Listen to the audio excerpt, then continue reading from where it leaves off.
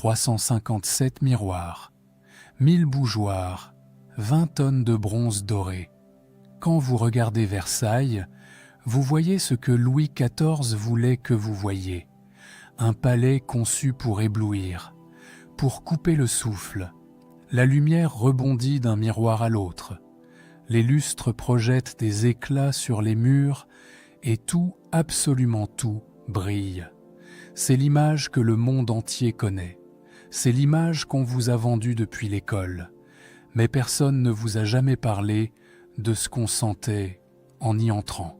10 000 personnes entassées dans ce palais, des centaines de chevaux à quelques mètres des fenêtres, des couloirs entiers transformés en latrines à ciel ouvert, et des corps, des milliers de corps qui ne se lavaient presque jamais.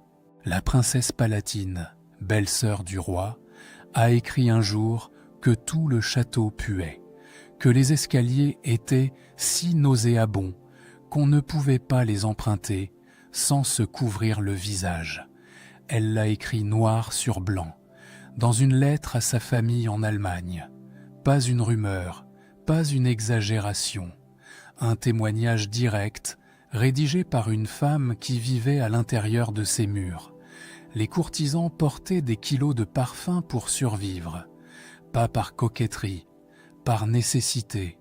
Et le roi lui-même, le roi Soleil, l'homme le plus puissant d'Europe, avait une mâchoire à moitié arrachée par ses médecins et un corps ravagé par des décennies de traitements brutaux. Son haleine, d'après ceux qui l'approchaient, était à peine supportable. Le palais le plus célèbre du monde était un cauchemar pour les narines. Et tout ce que vous avez lu dans les manuels scolaires a été soigneusement nettoyé. 3 siècles après les faits. L'histoire officielle s'arrête ici. La vraie commence maintenant. Dites-moi dans les commentaires d'où vous regardez ce soir. Et à la fin, dites-moi si on vous avait déjà raconté cette version de l'histoire. Abonnez-vous si vous en avez assez des contes de fées sur Versailles. Je m'appelle Augustin. Ça fait plus de 15 ans que je fouille les archives de Versailles, les lettres des courtisans, les mémoires des témoins, les rapports des médecins du roi, les documents que la plupart des chaînes d'histoire ne touchent jamais. Et je peux vous dire une chose, après des années passées dans ces textes, ce ne sont pas les complots ou les scandales qui m'ont le plus marqué, ce sont les odeurs. Parce que quand un courtisan décrit la puanteur d'un couloir dans une lettre à sa femme, quand un médecin note l'état d'une plaie royale avec une précision clinique, quand la princesse Palatine écrit à sa famille que Versailles est irrespirable, là, le palais cesse d'être un décor. Il devient un lieu où des gens vivaient, avec leur corps, avec leur sens, avec tout ce que la propagande a effacé. C'est cette histoire-là que je vais vous raconter ce soir. Voici ce que j'ai trouvé. Commençons par un chiffre. À son apogée, sous Louis XIV, Versailles accueille entre 5 000 et 10 000 personnes chaque jour. Courtisans, serviteurs, gardes, cuisiniers, palefreniers, marchands ambulants, visiteurs venus de province pour apercevoir le roi. Tout ce monde circule, mange, dort, travaille et vit dans un espace qui, aussi immense qu'il paraisse, n'a jamais été conçu pour contenir autant d'êtres humains à la fois. Et maintenant, la question que personne ne pose, où est-ce que ces gens allaient aux toilettes? La réponse est simple, et elle est brutale. Presque nulle part. Les lieux d'aisance officiels du château, les vraies latrines, avec un semblant d'évacuation, se comptent sur les doigts de quelques mains, pour 10 000 personnes. Les chiffres varient selon les historiens, mais tous s'accordent sur un point. C'était dérisoire, grotesquement insuffisant.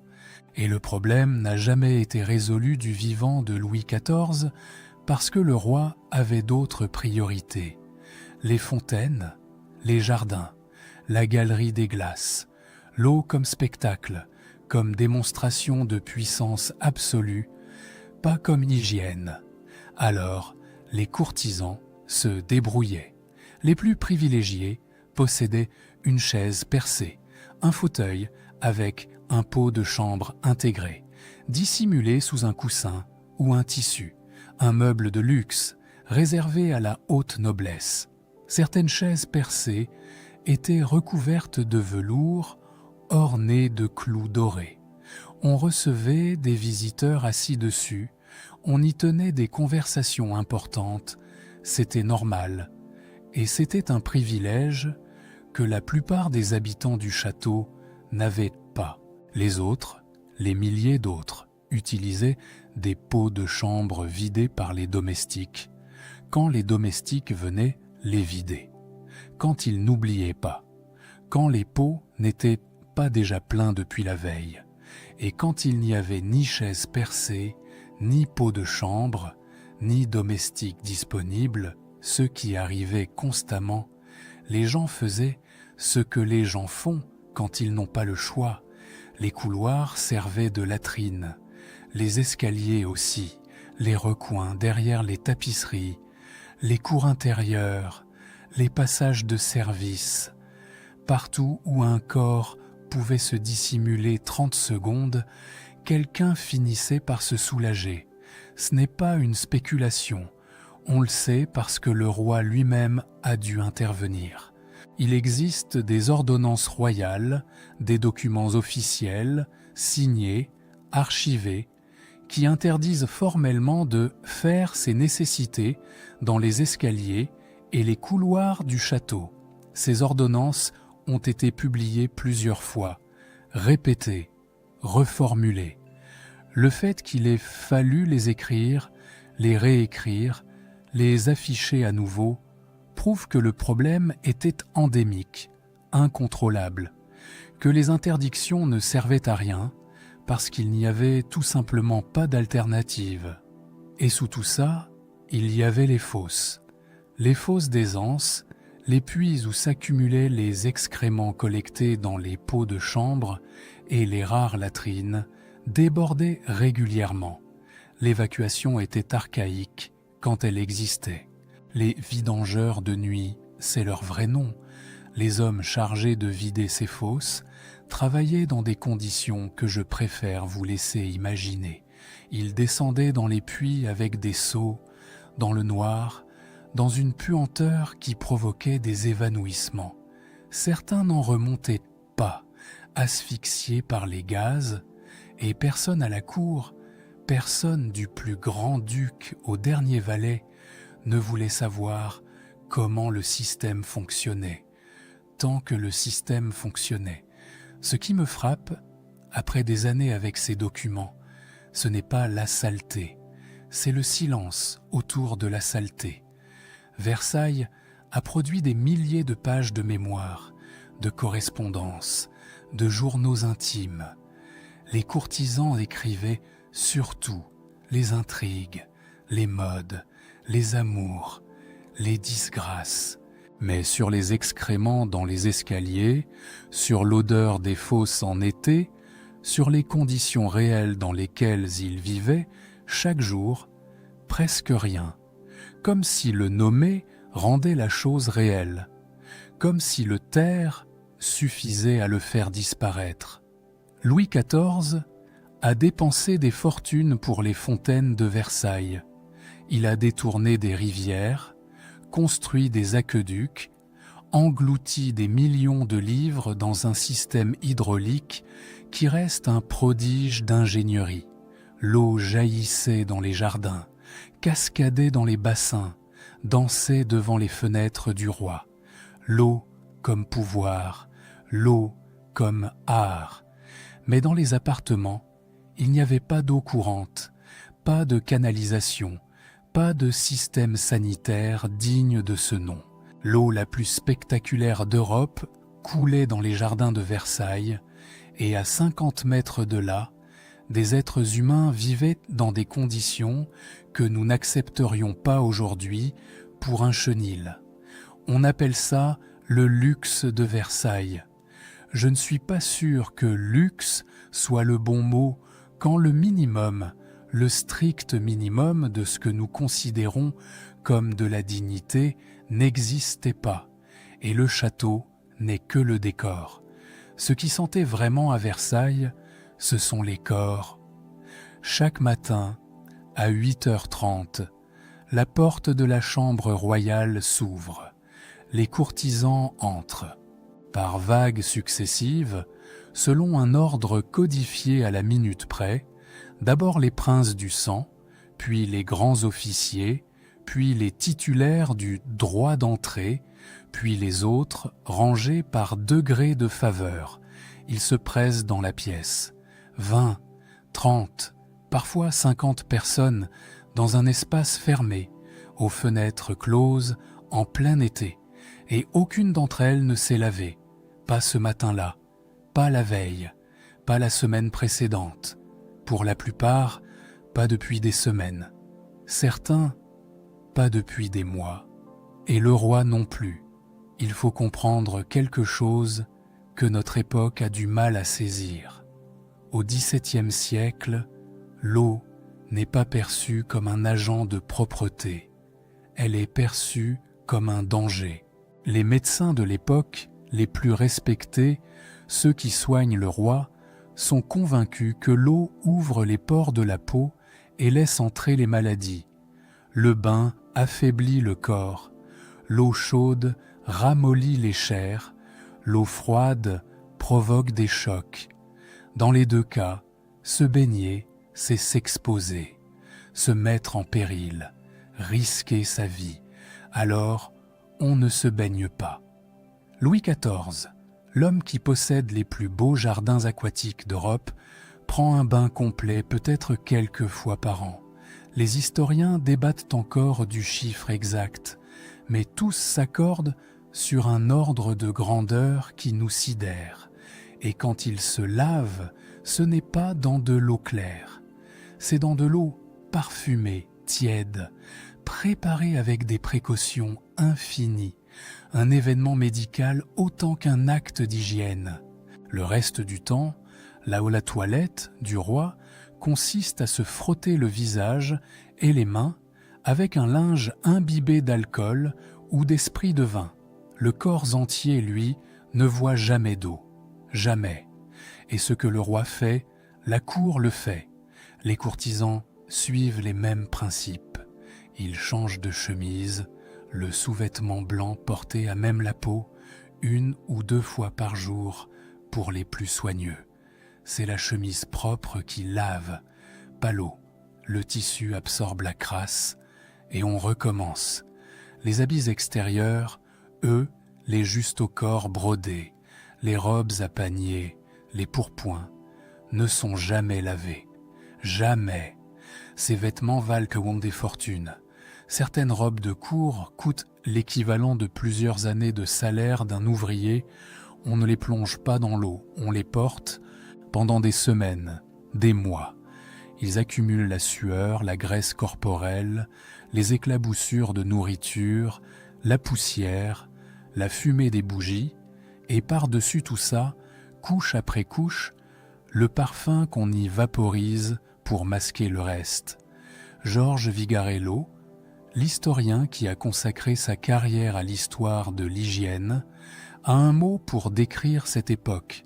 Il parle de toilette sèche, pas d'eau, du linge, du parfum, de la poudre et l'illusion que ça suffit. Parlons du parfum. Ce que nous appelons parfum aujourd'hui, quelques gouttes derrière l'oreille, une légère fragrance, n'a rien à voir avec ce que les courtisans de Versailles portaient sur eux. Rien du tout. À la cour de Louis XIV, le parfum n'est pas un accessoire, c'est une armure. On s'en couvre, littéralement. Du musc, de l'ambre, de la civette, des substances animales, d'une puissance olfactive que notre nez contemporain aurait du mal à supporter, même seuls, même en petite quantité. Les courtisans les portent en quantité massive, superposée, mélangée. Leurs gants sont parfumés, leurs mouchoirs sont parfumés, leurs éventails sont imbibés d'essence. Les femmes glissent des sachets d'herbes aromatiques dans leur corsage. Les hommes portent des pommes de senteur, des boules de métal ajourées, remplies de substances odorantes, accrochées à leur ceinture ou cachées dans leurs poches. Et tout ça ne masquait rien. Tout ça se mélangeait. Imaginez la sueur de corps jamais lavé, la graisse de perruque portée pendant des semaines, j'y viens, le parfum animal du musc et de la civette, la poudre, l'alcool d'esprit de vin. Tout ça dans la même pièce, porté à la température de 50 corps serrés les uns contre les autres, en plein mois de juillet. L'odeur qui flottait dans la chambre du roi pendant le lever n'était ni de la saleté ni du parfum. C'étaient les deux ensemble, fermentés par la chaleur. Et les perruques, il faut en parler parce qu'elles sont le résumé de tout ce système.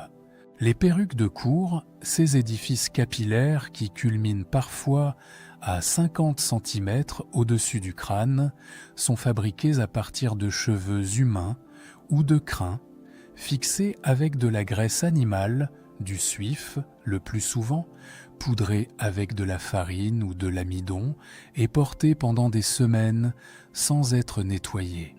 Elles abritaient des poux, des lentes, parfois des souris si l'on en croit certains témoignages, mais là, je ne suis pas certain que ce ne soit pas de l'exagération satirique.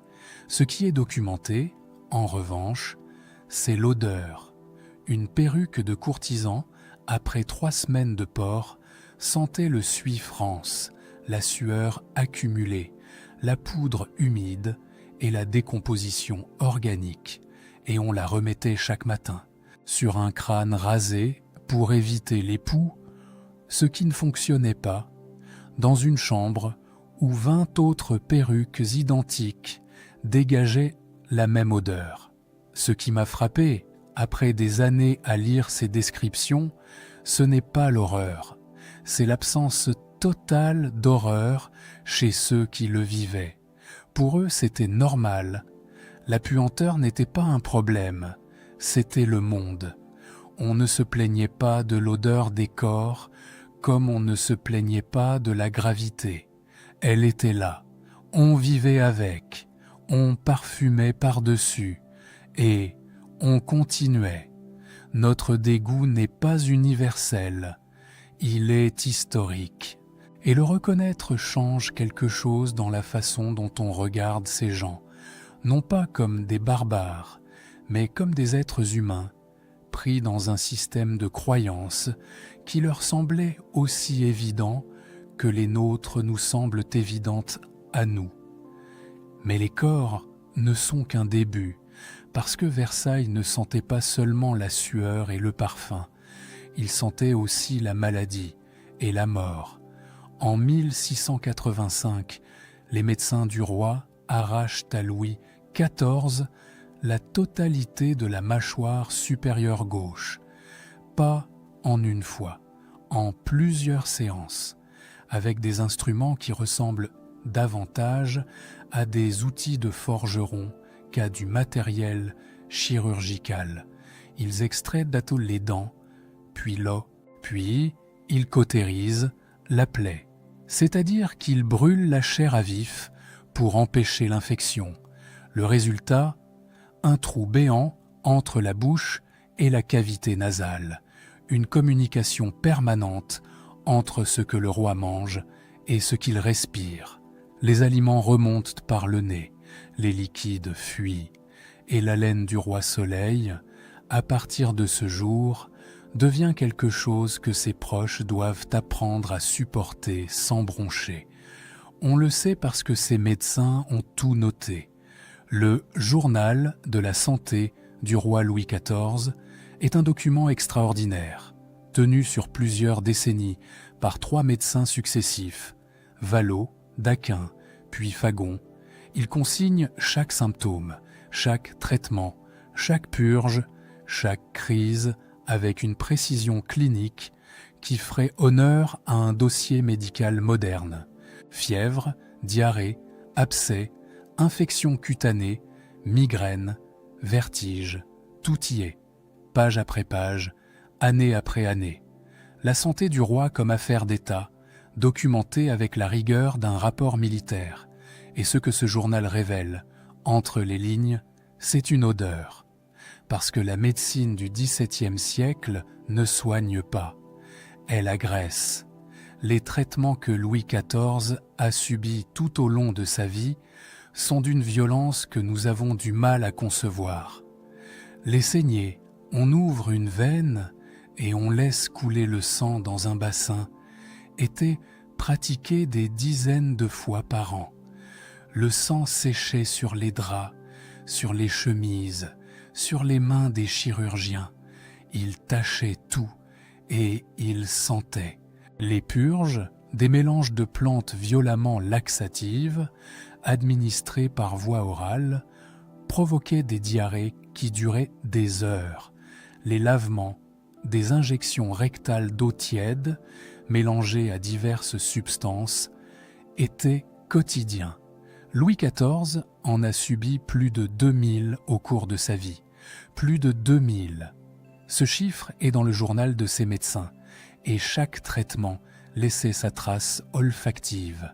Le sang, la bile, les sels liquides, les cataplasmes à base de graisse animale et de fiente appliqués sur les plaies, les emplâtres de cire et de résine collés sur la peau pendant des jours, les vapeurs de soufre inhalées pour purifier les poumons. La chambre du roi, après une journée de traitement, devait sentir le cabinet médical mêlé à l'abattoir. Et les courtisans qui y entraient le lendemain matin pour le lever ne disaient rien. L'étiquette l'interdisait. Mais c'est la fin qui est la plus terrible. En septembre 1715, Louis XIV meurt. Il a 76 ans. Depuis plusieurs semaines, sa jambe gauche noircit. La gangrène. Ses médecins le savent. Le roi le sait. Tout le monde le sait parce que tout le monde peut le sentir. La gangrène a une odeur que ceux qui l'ont côtoyée ne décrivent jamais avec précision, comme si les mots n'y suffisaient pas. Les témoins de l'agonie du roi utilisent des périphrases, une odeur insoutenable, un air corrompu, quelque chose d'irrespirable. Personne ne dit ce que c'est vraiment. La chair d'un homme vivant qui pourrit sur son corps. Et pendant des jours, les courtisans viennent. Ils entrent dans la chambre. Ils s'approchent du lit. Ils restent, certains pendant des heures, immobiles, le visage composé, dans une puanteur que notre imagination ne peut pas reconstituer. Pas par amour, pas par loyauté, ou pas seulement, par calcul, parce que le roi mourant observe encore, parce que le roi mourant note encore qui est là et qui n'est pas là, parce que le successeur observera qui était au chevet et qui avait déserté. L'étiquette de Versailles ne s'arrêtait pas au seuil de la mort. Elle devenait plus impitoyable encore, et l'odeur de la gangrène était le prix à payer pour rester dans le jeu. Ce n'était pas du courage, ou plutôt, c'en était un, mais pas du genre qu'on célèbre. C'était le courage de supporter l'insupportable, parce que partir coûtait plus cher que rester. J'ai lu les témoignages de cette agonie des dizaines de fois, ce qui me trouble encore, et je dis encore, parce que ça fait des années que je tourne autour de cette scène. C'est le silence des témoins sur ce qu'ils ressentaient physiquement. Ils décrivent les gestes du roi, ses dernières paroles, le protocole, mais jamais ce que leur propre corps endurait dans cette pièce, comme si leur corps n'existait pas, comme si la cour avait réussi à produire des êtres humains capables de nier leur propre nez. Et Louis XIV n'était pas le seul à être malade. Versailles, à n'importe quel moment de son histoire, était un foyer d'infection. La variole a fauché des membres de la famille royale. Les fièvres circulaient en permanence, dans un lieu sans hygiène, sans ventilation correcte, où des milliers de personnes partageaient des espaces clos. Les maladies se transmettaient à une vitesse vertigineuse. Les courtisans toussaient, suppuraient, mouraient parfois dans leurs appartements, et les murs absorbaient tout, la sueur des vivants et l'odeur des mourants. Les tentures, les tapis, les rideaux, rien n'était jamais véritablement nettoyé. Chaque tissu dans Versailles portait en lui des couches d'odeurs accumulées sur des années, des décennies. La maladie à Versailles n'était pas un accident, c'était une condition permanente, et sa puanteur faisait partie du fond sonore, ou plutôt du fond olfactif, sur lequel tout le reste se jouait. Les intrigues, les amours, les trahisons, les fêtes, les cérémonies, tout ça baignait dans une odeur de corps souffrant que personne ne mentionnait parce que tout le monde la respirait. Les corps et la maladie, on pourrait croire que c'est le pire. Mais il reste les cuisines, les jardins, les écuries et les canaux. Un jour d'été, 1690 ou 95 ou 1702, peu importe, n'importe quel jour d'été à Versailles sous Louis XIV. Sortez du château, traversez la terrasse, descendez les marches vers les jardins, respirez. Vous vous attendez à l'air frais, aux fleurs, à l'odeur des buis taillés et de l'eau qui coule dans les fontaines. Ce que vous recevez est tout autre chose. Le Grand Canal, cette étendue d'eau monumentale qui s'étire sur plus d'1,5 kilomètre au bout de la perspective, stagne. L'eau ne circule pas, ou si peu. Le système hydraulique de Versailles, aussi prodigieux soit-il, n'a jamais réussi à alimenter correctement l'ensemble des bassins et des canaux en même temps. On fait jouer les fontaines quand le roi passe, et uniquement quand le roi passe. Des fontainiers, cachés dans les bosquets, se transmettent des signaux pour ouvrir et fermer les vannes au bon moment, afin de créer l'illusion d'une abondance permanente. Le reste du temps, l'eau croupit, elle verdit, elle fermente sous le soleil. Les moustiques pondent à la surface. Et l'odeur qui s'en dégage, cette odeur lourde et douceâtre d'eau stagnante mêlée de vase, monte vers le château avec la brise d'été. L'intendant de Versailles le savait. Les correspondances le montrent. Des lettres, des rapports, des plaintes répétées sur l'état des canaux, sur la nécessité de curer les bassins, sur les exhalaisons malsaines qui incommodaient la cour.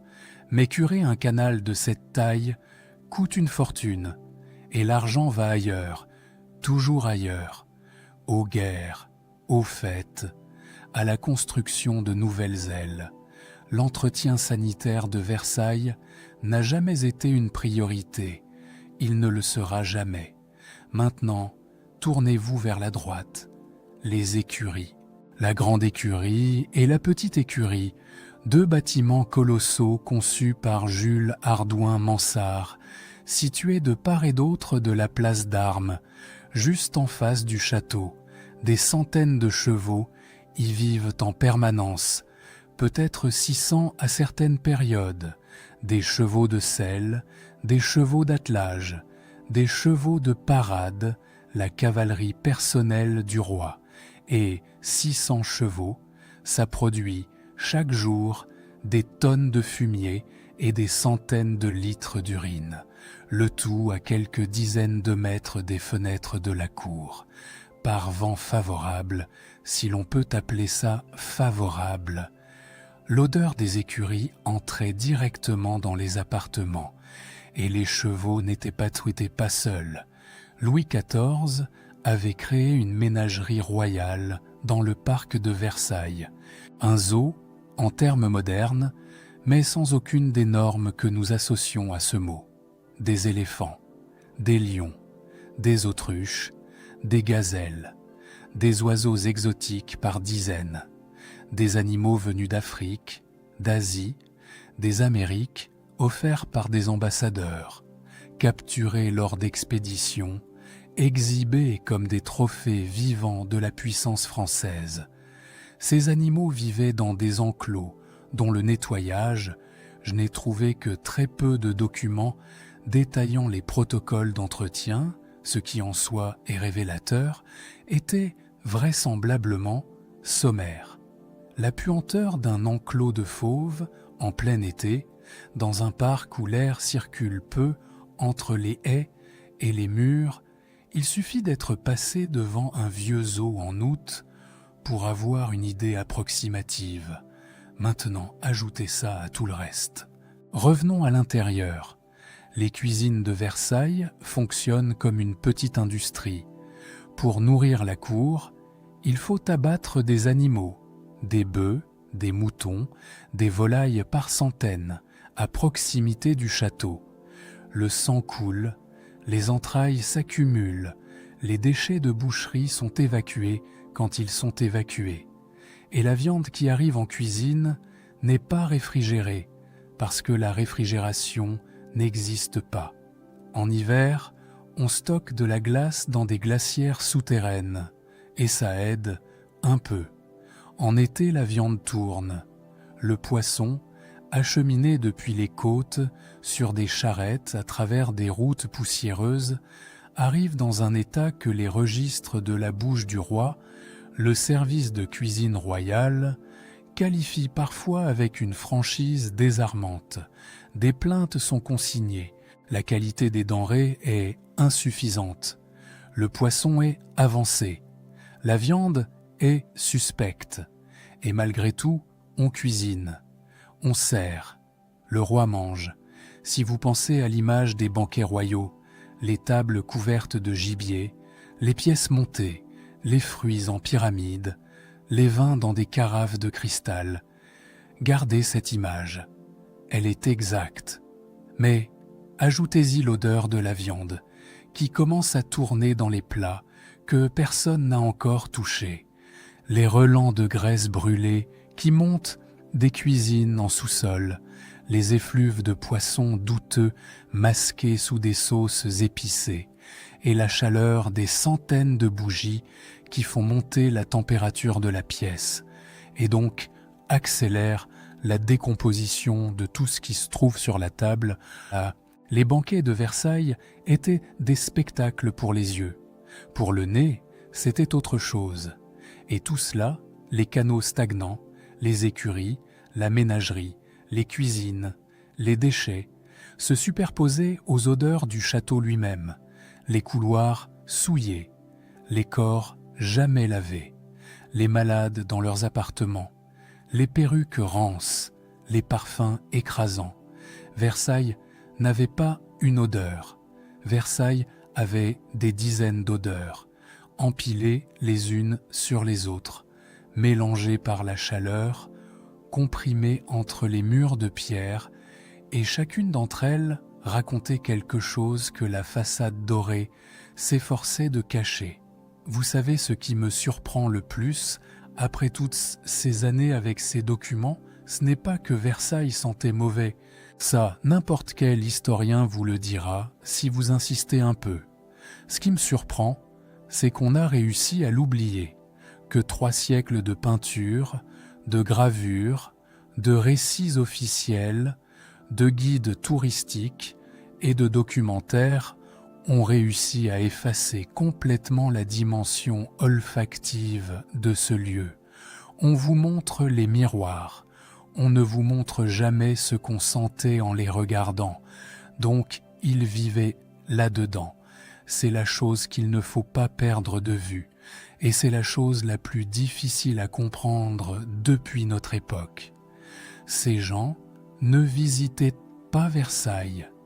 Ils y habitaient, ils s'y réveillaient chaque matin, respiraient cet air chaque jour et trouvaient que le moyen de fonctionner, d'intriguer, de séduire, de danser, de rire, de vivre des vies entières à l'intérieur de ce mélange olfactif que nous venons de décrire. Et pour ça, ils avaient développé un arsenal. Commençons par les pommes de senteur. Une pomme de senteur, un pomander, en anglais, c'est une petite boule de métal ajourée, souvent en argent ou en vermeil, de la taille d'une noix ou d'un œuf. À l'intérieur, un mélange de substances odorantes, de l'ambre gris, du musc, des résines, de la cire parfumée. On la porte accrochée à la ceinture, glissée dans une poche, suspendue à un ruban autour du cou. Quand l'odeur devient trop forte, dans un couloir, dans une pièce bondée, au chevet d'un malade, on la porte à son nez et on respire à travers. C'est un filtre, un masque olfactif portatif. Et les inventaires, après décès des courtisans, ces listes méticuleuses de tous les biens d'une personne, dressées après sa mort, en mentionnent systématiquement. Parfois 2, parfois 5. Les plus riches en possédaient des collections entières, chacune avec un mélange différent pour des circonstances différentes. Puis, il y avait les gants. La corporation des gantiers parfumeurs de Paris était l'une des plus puissantes du royaume. Pas parce que les gens aimaient les gants, parce que les gens avaient besoin de gants parfumés. Le cuir était tanné avec des procédés qui lui donnaient une odeur épouvantable. Et pour couvrir cette odeur, on imprégnait les gants de parfum. Résultat, un accessoire qui remplissait une double fonction. Il masquait sa propre puanteur et il masquait celle du monde. Un courtisan qui portait ses gants parfumés à son visage pouvait traverser les pires couloirs de Versailles en ne respirant que du jasmin, de la tubéreuse ou de la fleur d'oranger. C'était un luxe, oui, mais c'était surtout une technique de survie. Les éventails aussi. On pense aux éventails comme à des objets de coquetterie, des accessoires élégants que les femmes agitaient pour se donner un air. La réalité est plus triviale. Les éventails de cour étaient imbibés d'essences parfumées. Quand une femme s'éventait, elle ne cherchait pas seulement la fraîcheur.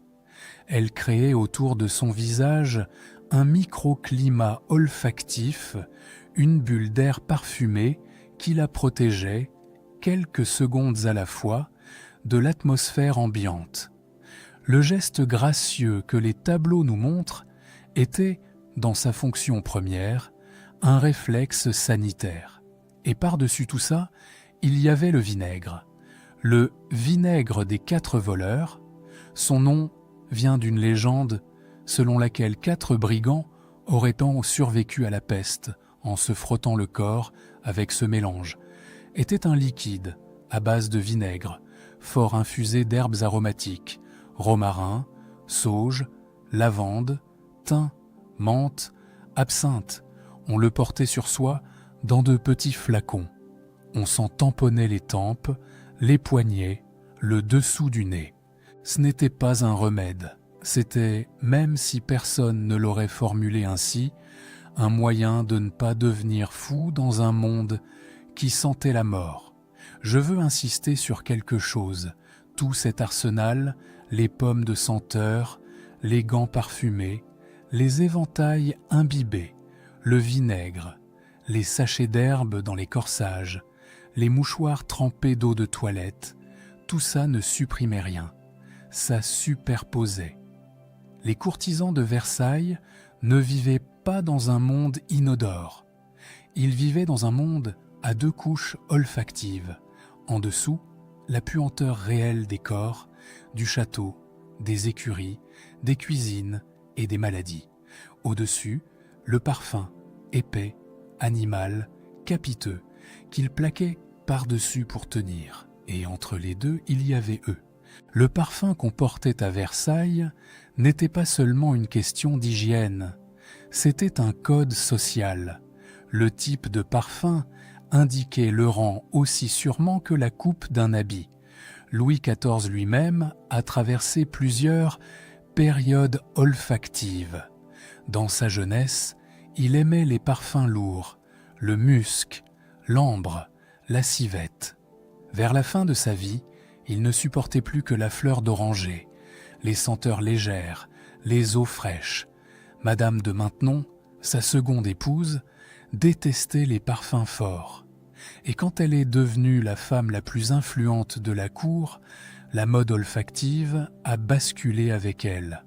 Les courtisans qui, la veille, se couvraient de musc, se sont mis à porter de l'eau de fleurs d'oranger, non pas parce que leur goût avait changé, mais parce que le pouvoir sentait désormais différemment.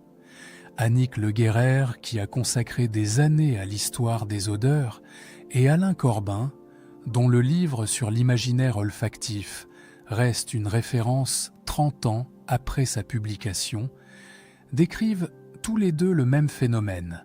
Le parfum à Versailles n'était pas un plaisir, c'était un langage, un outil politique, un marqueur de pouvoir.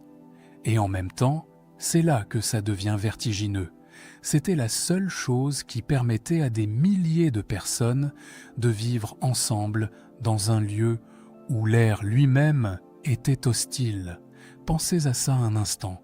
Pensez à ce que c'est que de vivre dans un endroit où respirer normalement est un acte de résistance, où chaque inspiration vous rappelle ce que la façade dorée essaie de vous faire oublier, et où la seule solution que le système vous offre, c'est de masquer, jamais de nettoyer, jamais de résoudre, jamais de changer, mais de masquer, de couvrir, d'ajouter une couche par-dessus la précédente et de continuer comme si de rien n'était.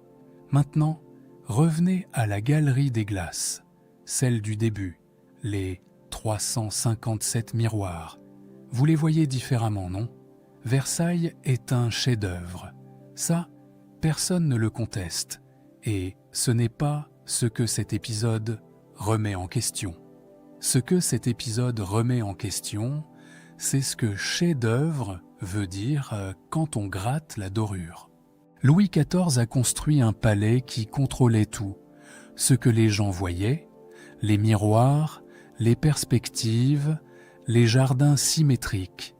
Ce que les gens entendaient, la musique de Lully, le silence imposé par l'étiquette, ce que les gens disaient, les mots pesés, les révérences codifiées, les conversations surveillées, ce que les gens faisaient, chaque geste du matin au soir, du lever au coucher, réglé comme une mécanique d'horlogerie.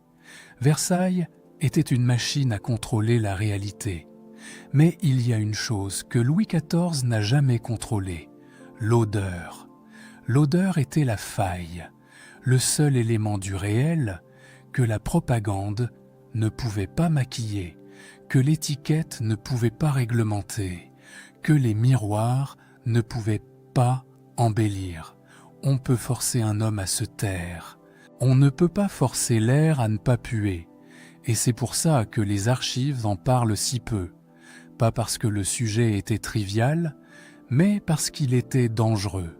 La puanteur de Versailles était l'aveu permanent, involontaire, impossible à effacer, que la grandeur avait ses limites, que derrière la plus belle façade du monde, des corps souffraient, des fosses débordaient, des gens vivaient dans des conditions indignes, et que le système entier reposait sur un accord tacite, ne jamais le dire à voix haute.